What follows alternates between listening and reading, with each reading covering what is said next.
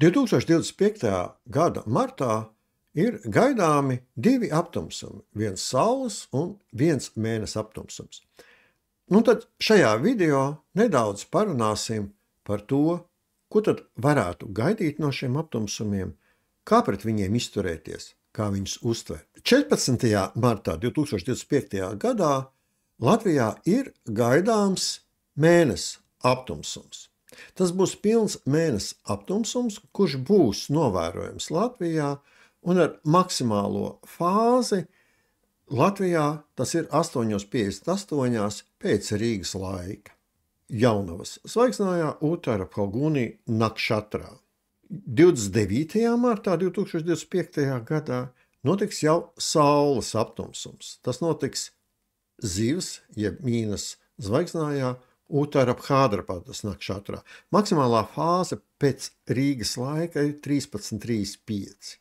Mēness aptumsums pilnā mērā Latvijā nebūs redzams.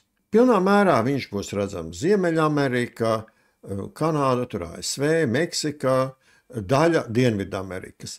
Bet virs Eiropas jau viņš būs novērojams daļēji. Mēs, Latvija, Baltija, atrodamies novērojamības zonas malā, bet tomēr viņš ir novērojams, kaut arī nepilnā mērā. Būtībā aptumsuma laiks ir no 5:57 līdz 12 pēc Rīgas laika.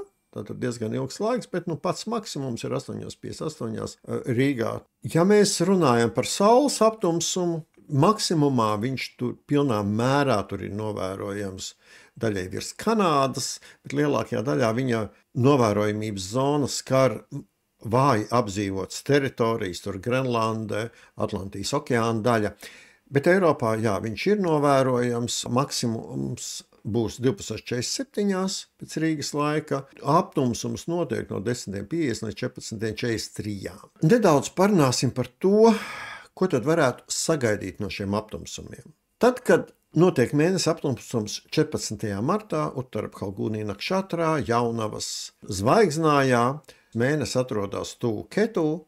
Kā zinām, šie punkti, Rahu un Ketu, ir punkti, kuru tūmā notiek šie aptumsumi. Šajā brīdī, tad, kad viņš notiek, Jaunavā atrodas tikai mēnesis un tikai Ketu. Mēnesis šeit saņem Mangala jeb Marsa aspektu. Viņi arī saņem aspektu no zivīm, kur atrodas gan Rahu, gan retrogrāda Venēra, gan Merkūrs, gan Saule.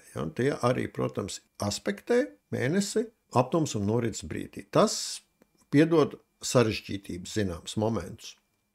Saules aptumsums 29. martā tad notiks zivīs, kurās atradīsies gan Rahu, gan, protams, mēnesis Čandra, gan Saule, gan retrogrāda Venēra, gan jau tajā brīdī retrogrāds Merkūrs, un piedāvām tur pašā vakarā vēl šajā zvaigznājā ienāk iekšā arī Saturns. Tā vieta, kur notiek aptumsums, Zivju zvaigznājas, ir ļoti komplicēta. Tur ir daudz grahu, daudz planētu. Tas padara prognozēšanu diezgan grūti nosakāmu. Grūti prognozējams ir rezultāts, ja ir daudz grahu vienā vietā. Lai saprastu to, kas tad īsti no aptumsumiem ir gaidāms, varbūt vispirms ir jāatcerās, kā tad viņi notiek. Aptumsumi notiek Rahu un Ketu punktu tūmā, un tad šeit ir ļoti svarīgi pievērst uzmanību, kas tad īsti ir gaidāms šiem Rahu un Ketu tranzitiem, kā viņi mūs var emocionāli ietekmēt, kādas ir mūsu emocionālas reakcijas tad, kad Rahu un Ketu atrodas vienā vai otrā zvaigznājā. Atgādināšu vēlreiz, katram jau cilvēkam reakcijas rezultāti ir individuāli atkarībā no tā, kāda astroloģiskā māja mums iekrīt šajā aptumsuma asī. Aptumsums as ir Jaunava Zivis, un tad kādas astroloģiskās mājas mums iekrīt Jaunavā vai Zivīs. Tas norādīs, uz kurām dzīves sfērām ir vairāk šie ietekme orientēta. Un tad katram pašam mums, protams, rezultāti ir individuāli. Šeit, protams, mēs varam runāt tikai par kopējiem rezultātiem, kādi varētu būt gaidām. Bet katram viņi ir ļoti individuāli un varbūt ļoti atšķirīgi. Domāt to, ka aptumsuma laiks ir dramatisks, pasaules gals gaidāms vai vēl kaut kas, ir viegli sakot, krietni pārsteidzīgi un krietni pārspīlēti. Es savā dzīvē esmu pārdzīvojis vairāk kā 250 saules un mēnesi aptumsumus un jūtos vēl ļoti stabili un pārliecināts par sevi. Gadā vidēji notiek 4-5 saules mēnesi aptumsumi. Ir gadi, kad viņi ir 6. Tas ir retāk, bet ir iespējams. Ja. Tad parēķiniet, cik saules un mēnesi aptumsumi ir notikuši jums katrā dzīvē. Tas ir liels skaits. Un mēs vēl dzīvojam un gatavojamies dzīvot vēl ilgi. Tie ir emocionāli saspringti brīži. Viņi norāda uz kaut kādiem jautājumiem mūsu dzīvēs, bet tas nav pasaules gals nekādā gadījumā. Ir būtiska atšķirība par to, vai aptumsums ir tieši optiski redzams vienā vai otrā teritorijā. Tur viņu ietekme ir spēcīgāka tad, ja viņi ir tieši optiski redzami.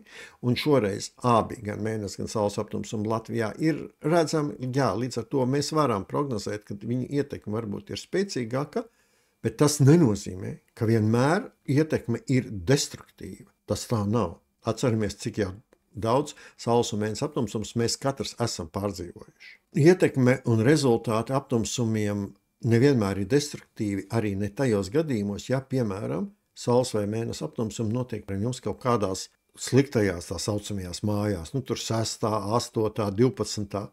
Tas arī nav teikts, ka aptumsums noteikti jums nesīs sliktus un destruktīvus rezultātus. Arī tas vēl to nenozīmē. Ja kaut vai aptumsums notiek 6. mājā, jā, tie ir ienaidnieki, slimības, konkurenti, nelabvēļi, bet tā ir arī kalpošana, izpalīdzīgums citiem.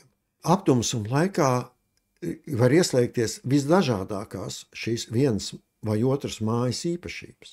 Ir iespējams situācijas, kad aptumsums nenes pat nekādu īpašu rezultātu. Arī tā tas var būt, ka jūs viņu vienkārši nekādi nejūtat. Viņš paiet bez īpašiem rezultātiem jūsu dzīvē. Rahu tranzits vienā vai otrā zvaigznājā nozīmē tikai to, ka viņš pievērš uzmanību tai mājai, kurā viņš atrodas, kurai viņš tranzitē cauri. Tas nenozīmē arī to, ka mēs esam pilnībā pazaudējuši tagad kontroli par šo sfēru, ka Rahu te tagad ir iegājis un mēs vairs pilnībā nesaprotam, kas te tagad notiks. Nē, tas ir pārspīlējums un ļoti nopietnas pārspīlējums. Ja jūs esat atteikšies no šīs sfēras kontrols, tad tas ir tikai jūsu pašu personīgais lēmums un jūsu pašu personīga atbildība. Būtībā jau Rahu, tranzitējot vienu vai otru māju, liek pievērst tur uzmanību, vairāk koncentrēties uz to, un viņš sāk tā kā maisīt un kustināt. Neļauj tai teritorijai, tai dzīves sfērai iestāvēties. Jā, tā gan ir taisnība. Bet jums ir visas iespējas saglabāt kontroli un virzīt savus attīstību tajā virzienā, kurā jūs to vēlaties darīt.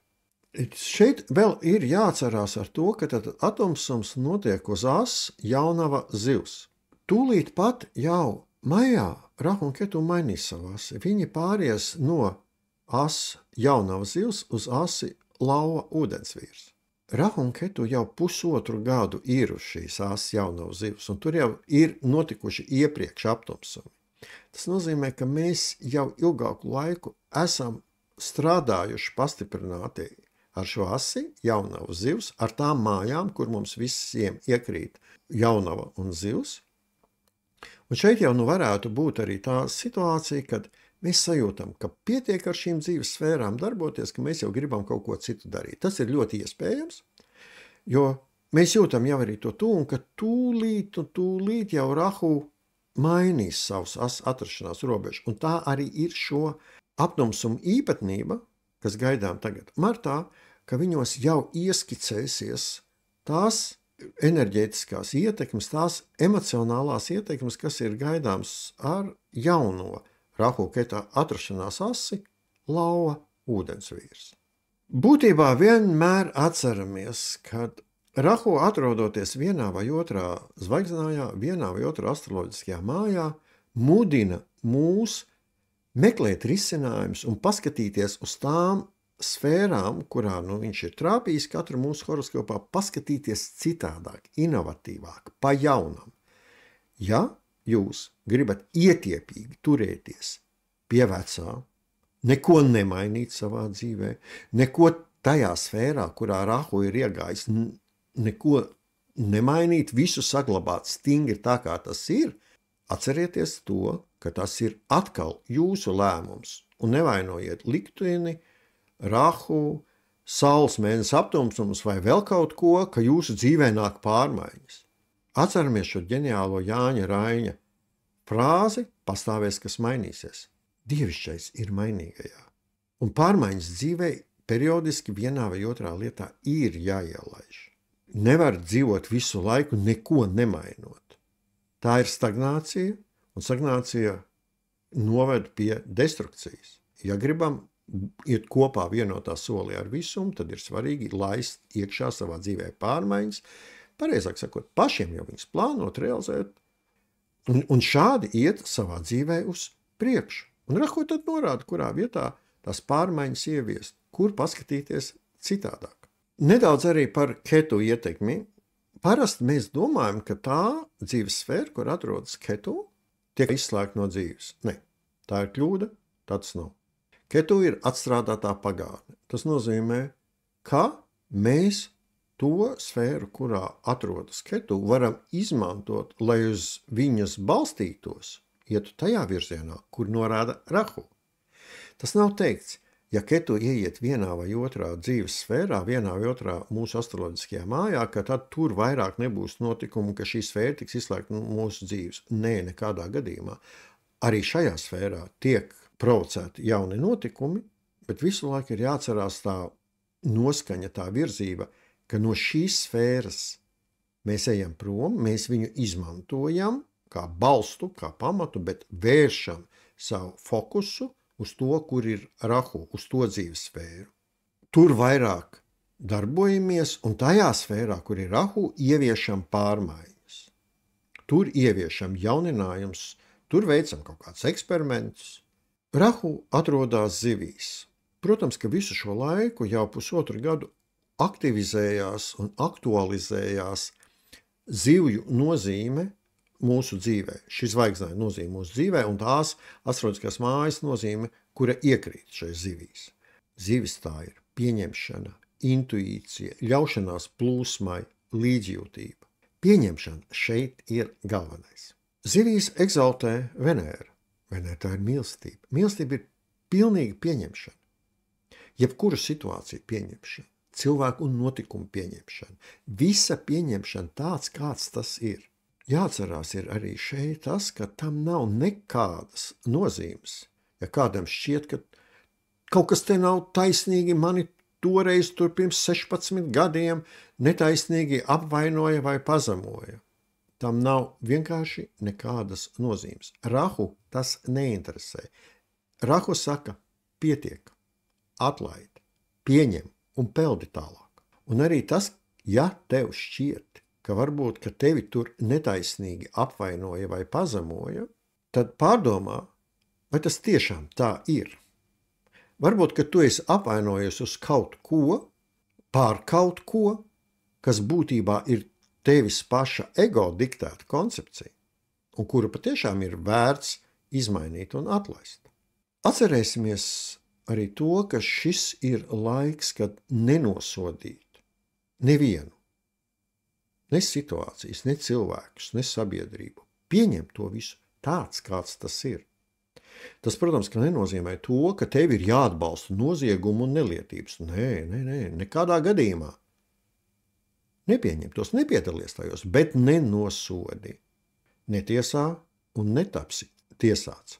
Ja tev kaut kas nepatīk dzīvē, tev šķiet, ka tas nav pieņemami, ka tur kādam tiek nodarīts pāri vai tev tiek nodarīts pāri, labi, neatbalsta to, bet neiesaisties šajā notikumā, bet nenosodi. Un atceries to, ka ļoti bieži zaglis ir tas, kurš pirmais bļauj, ķeriet zagli. Ļoti bieži ir tā, ka varmāka ir pats, kurš ļoti bieži bļauj palīgā, man dara pāri. Tas bieži ir varmāka. Un upuris nereti tur stāv blakus klusu un nesaka neko. Esat uzmanīgi ar šo. Ja kaut kas pirmajā brīdī jums šķiet nepieņemams, uzmanieties, jūs daudz ko nezināt. Iespējams, ka tur kāds varmāka vai zaglis ir pirmais, kurš skaļi kliedz pēc palīdzības. Ja jūs esat ļoti pārliecināti, ka patiešām turpat ir varmāka vai zaglis, protams, palīdziet tam, kurām ir nepieciešams sniegt palīdzību, bet netiesājiet. Jo Rahu sabiedrības līmenī akcentēs šīs tendences pieņemt lietas, notikumus, cilvēkus, visus tādus, kādi viņi ir, nenosodīt. Bet Rahu ir raksturīgi arī pārspīlējumi, un pārspīlētā formā šeit var attīstīties vienaldzība, apātija, pagātnes ignorēšana un aizmiršana. Nē, pagātni, protams, vajag zināt un nevajag ignorēt. Pagātni vajag analizēt, izdarīt secinājumus un iet uz priekšu. Apātija, vienaldzība, tas, protams, ir pārspīlētas formas, nevajadzētu šais lamatās iekrist. Ir svarīgi analizēt notikumus, izdarīt pareizos secinājumus un iet uz priekšu. Zivis pārvalda Jupiters jebkuru. Tas ir garīgais ceļš, garīga izaugsme. Izdariet pareizos secinājumus, ejiet uz priekšu. Vēl saistās ar šo aptumsumu koridoru tas, ka Rahu jau tātad gatavojās ieiet ūdensvīrā. Viņš tur ļoti ātri ieies jau mājā ūdensvīrā. Tā robeža ir ļoti, ļoti tuvu, un līdz ar to šīs ūdensvīra ietekmes šeit var parādīties. Ja zivju zvaigznājā Rahu ir vairāk tā kā peldošs emocijās, tad ūdensvīrā jau viņš ir aktīvi darboties gribošs.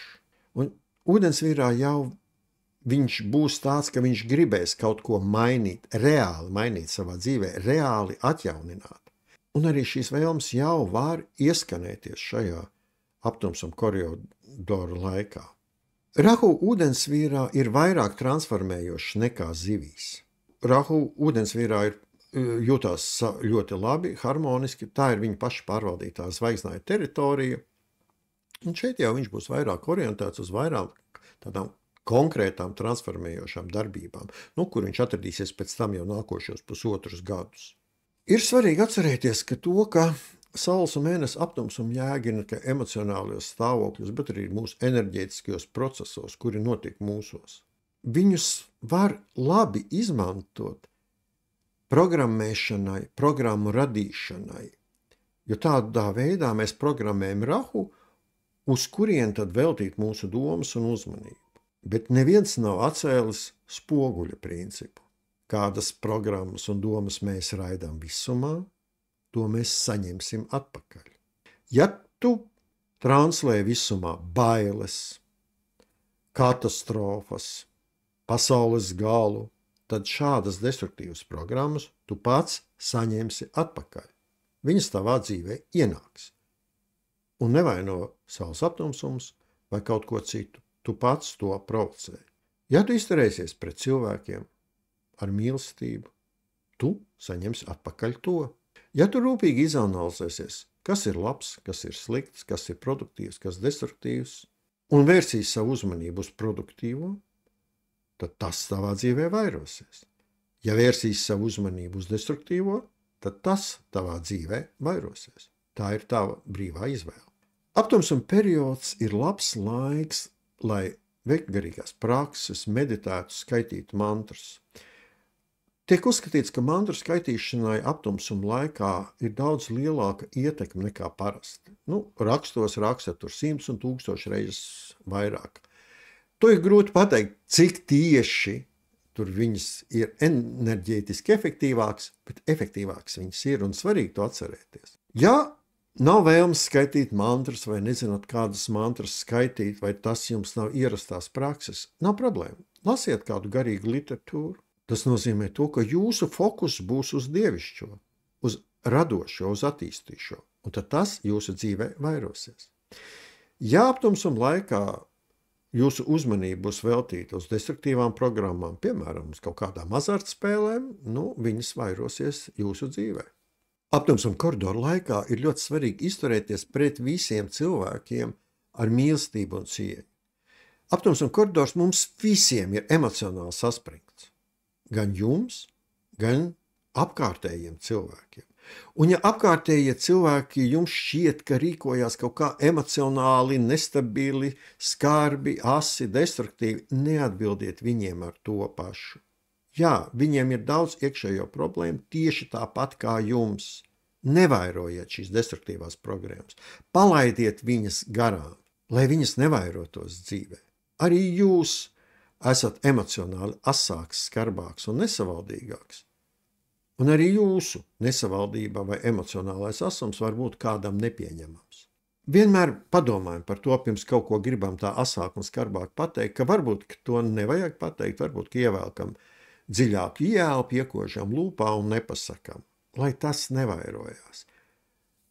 Iekšā notiek daudz dažādas emocionālas reakcijas, daudz dažādu emocionālu procesu, kas, protams, izpaužās ārējās nestabilitātēs, bet tas ir visiem.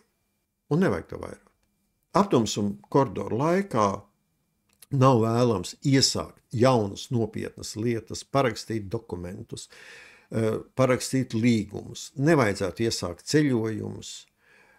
Katrā ziņā nevajadzētu iesākt jebkādas materiālajā pasaulē nozīmīgas lietas. Šeit ir viegli pielaist kļūdas. Nav teikts, ka viss ir 100% slikti. Nē, to nevar apgalvot, bet var apgalvot to, ka nevar prognozēt rezultātu, kad rezultāts būs ne tāds, kā gaidīts. Tāpēc labāk ir nogaidīt šo laiku un vērst uz savu iekšējo pasauli, uz savus iekšējo sakārtošanu un attīrīšanu.